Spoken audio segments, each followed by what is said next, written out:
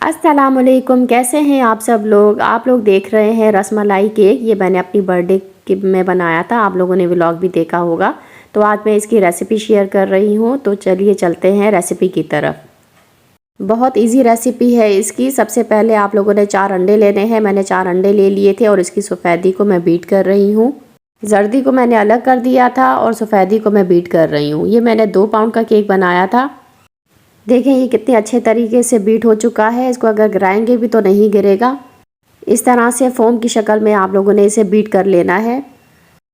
अब मैं इसमें डाल रही हूँ अंडे की जर्दी, जो कि मैंने अलग करके रखी हुई थी। सफ़ेदी में अंडे की जर्दी डाल के इसे हम फिर से बीट करेंगे।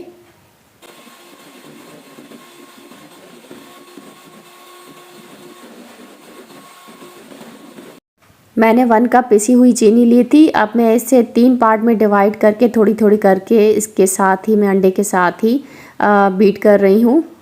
और इसे अच्छे तरीके से बीट करना है ताकि चीनी जो हम डालते जा रहे हैं ये अच्छे तरीके से मिक्स हो जाए। अब मैं इसमें डाल रही हूँ वनीला एसेंस। वनीला एसेंस डालने के बाद हमें इसे फिर से बीट करना है। अब 1 कप मैदे में मैंने 1 टीस्पून बेकिंग पाउडर डाल के इसको अच्छे तरीके से मैंने मिक्स कर लिया। अच्छे तरीके से मिक्स करने के बाद अब मैं बैटर में इसको डाल के और हल्के हाथ से फोल्ड करूँगी स्पैचुला की मदद से। इसको बहुत अच्छे तरीके से मिक्स करना है ताकि जो भी लम्प है वो बाकी ना रहें और ये अच्छे तरीके से मिक्स हो जाए। मिक्स करने के बाद अब हमने इसे मोल्ड में डाल देना है और ओवन को हमने प्री हीट कर लिया था 180 डिग्री सेंटीग्रेड पे और इसे तकरीबन हम 40 मिनट जो है वो बेक होने के लिए रख देंगे ओवन में। अब हम बना रहे हैं रसमलाई। रसमलाई के लिए मैंने पैकेट वाला ही रसमलाई का पैकेट ले लिया था और ये बहुत ही इजी रेसिपी है जो कि इसकी बैक साइड पर भी लिखी हुई होती है। उसको देख के आप ये रसमलाई बना लीजिएगा। ये पैकेट मैंने ओपन करके एक बाउल में डाल दिया था और उसमें 3 से 4 चम्मच स्पून ऑयल डाल दिया था। फिर इसको हाथ से अच्छे तरीके से मिक्स किया। मिक्स करने के बाद मैंने हाफ़ एग ले लिया था और एग के भी मैंने तकरीबन 4 चम्मच अंडा डाल दिया था। अंडा डालने के बाद मैंने फिर से इसको अच्छे तरीके से गूंद लिया। जैसे आटा गूंदा जाता है वैसे ही आपने इसे गूंद लेना है, ज़्यादा पतला भी नहीं करना।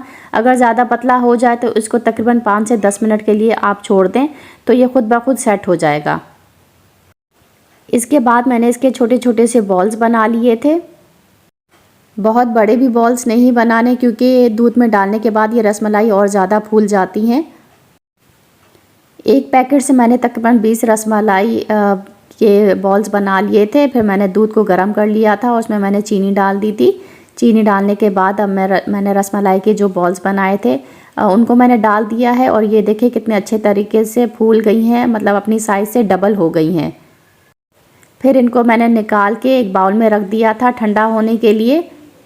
अच्छा, मैंने दूध में ना रसमलाई में पिसी हुई इलायची भी डाली थी जिसकी वजह से टेस्ट बहुत ही मज़े का लग रहा था।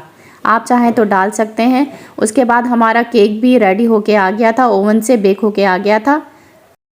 फिर मैंने व्हिप क्रीम को बीट कर लिया था। इसका प्रोसीजर मैं पहले भी बता चुकी हूँ, बहुत ईजी है। केक को मैंने मोल्ड से निकाल लिया था और ये देखें कितनी अच्छी हाइट इसकी बनी थी और ये बहुत ही सॉफ्ट केक बना था। अब मैंने केक को 4 पार्ट में डिवाइड कर लिया था, मतलब कट कर लिया था क्योंकि हमने इसकी फ्रॉस्टिंग करनी थी रसमलाई से और जो रसमलाई का दूध है उससे। अब मैं इसमें रसमलाई वाला दूध डाल रही हूँ। दूध आपने वही डालना है, इससे टेस्ट बहुत ही अच्छा आएगा।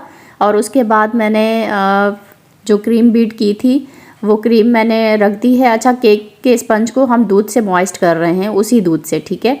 और उसके बाद दोबारा से मैंने सेकंड लेयर लगाई और फिर मैंने व्हिप क्रीम के ऊपर डाल के फिर मैंने इसको इस तरह से फैला दिया। फिर तीसरा पार्ट रखा और इसी तरह से मैंने चारों पार्ट रखे और इस तरह से पूरा केक को मैंने कवर कर लिया।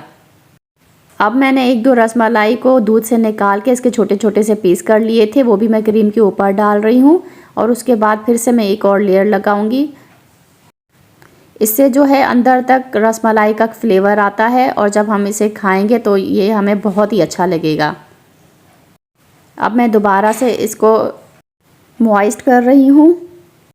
इसके बाद हमने केक को पूरा क्रीम से कवर कर देना है, यानी कि इसका प्लास्टर कर लेना है। प्लास्टर की जो टेक्निक है वो भी मैं अपनी पिछली वीडियोस में आप लोगों को बता चुकी हूँ कि किस तरह से हम केक को प्लास्टर करते हैं। प्लास्टर करने के बाद जो मैंने रसमलाई बनाई थी उनको मैंने दूध से निकाल के अलग कर दिया था, ताकि इनका जो दूध है वो निकल जाए। और अगर हम ऐसा नहीं करेंगे तो जो भी मिल्क होगा वो क्रीम के ऊपर आ जाएगा और इस तरह से हमारा केक भी रनी हो सकता है। फिर मैंने कुछ पिस्ते जो है काट के रख दिए थे और उसके ऊपर मैं इस तरह से डेकोरेट कर रही हूँ। आप चाहें तो किसी भी नट्स के साथ आप इनको डेकोरेट कर सकते हैं, जो भी आपके पास घर में अवेलेबल हो। मेरे पास पिस्ताचियो थे तो मैंने इनको पिस्ताचियो से ही डेकोरेट कर लिया था। और थोड़ा बहुत मैंने गुलाब की पत्तियों से भी केक को डेकोरेट कर लिया था, जो देखने में बहुत ही खूबसूरत केक लग रहा था। अगर आपके पास हैं तो आप लगा दें, अगर नहीं है तो कोई बात नहीं, ये सिंपल भी बहुत अच्छा लगता है। लेकिन मेरे पास अवेलेबल थी तो मैंने लगा दी थी और इससे मेरा केक जो है वो दिखने में भी बहुत खूबसूरत लग रहा था। इसका जो कलर कम्बिनेशन है वो भी बहुत प्यारा लग रहा था। रसमलाई केक रेडी है, बहुत खूबसूरत लग रहा था और खाने में भी बहुत मज़े का था। ये रेसिपी ज़रूर ट्राई कीजिएगा और मुझे फीडबैक भी ज़रूर दीजिएगा। अपना बहुत ज़्यादा ख्याल रखिएगा। अल्लाह हाफ़िज़।